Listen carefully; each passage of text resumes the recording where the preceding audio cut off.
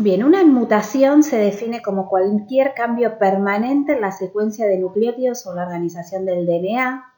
Las mutaciones espontáneas ocurren a muy baja tasa. La frecuencia en la población es de menos del 1% y puede ocurrir en cualquier tejido o célula de un organismo. A las mutaciones las podemos clasificar según la supervivencia del individuo portador. Hay mutaciones que pueden ser letales, subletales o supervitales. Hay también según en el tejido donde ocurren. Tenemos mutaciones en las células somáticas o germinales. Aquellas mutaciones que ocurran en las líneas germinales van a ser aquellas mutaciones que se van a transmitir a la progenie. En cambio, las mutaciones en las células somáticas, no. Y también según la extensión del cambio originado.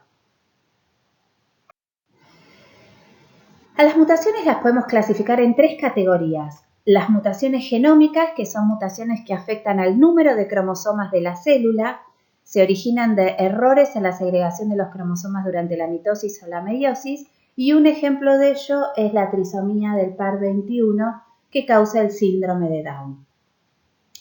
Otro tipo de mutación son las mutaciones cromosómicas, que son mutaciones que alteran la estructura de un cromosoma, ¿sí? Y estos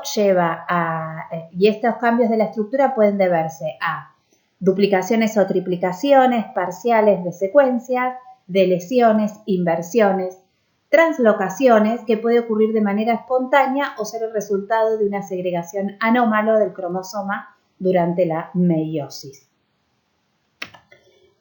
Y por último podemos mencionar a las mutaciones génicas, que son mutaciones que alteran genes. En concreto, mediante una modificación pequeña, un solo nucleótido, o cambios que pueden afectar millones de bases. Estas mutaciones se originan mediante 2 mecanismos básicos, que son o los errores producidos durante la replicación o por un fallo en los mecanismos de reparación del ADN dañado que vimos en los seminarios anteriores. A dedicarnos a las mutaciones génicas, que pueden clasificarse en mutaciones con cambio de sentido. En este caso, la sustitución de un nucleótido por otro va a codificar con un codón que no codifique para el mismo aminoácido.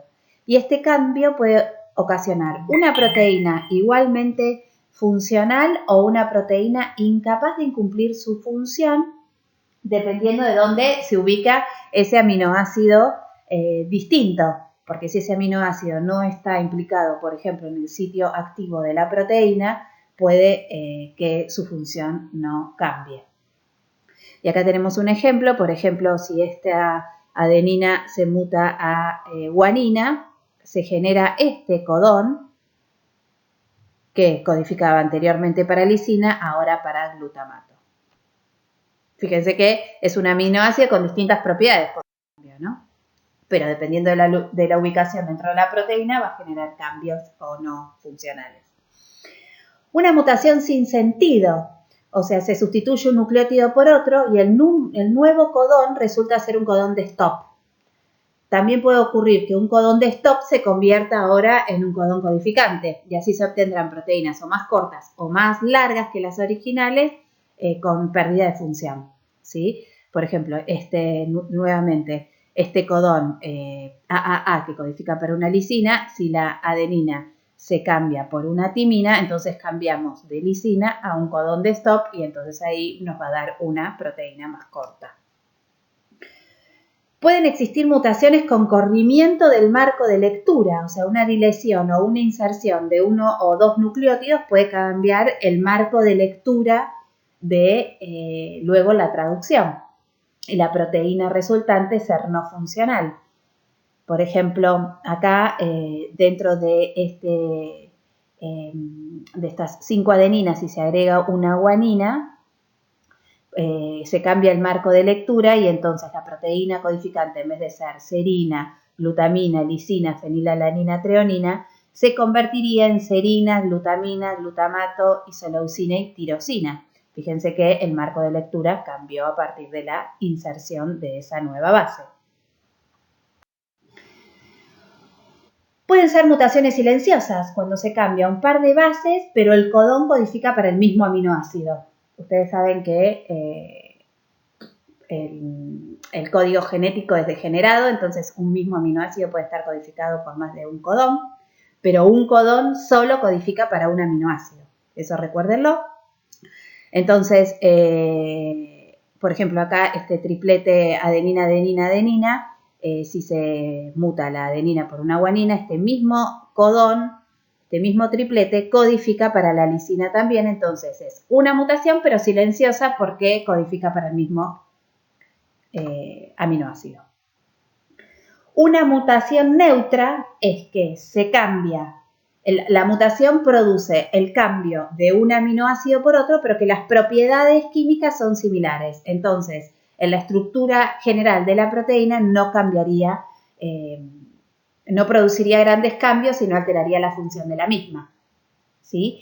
Por ejemplo, el cambio de una lisina por una arginina, ¿sí? Como se marca aquí en el ejemplo.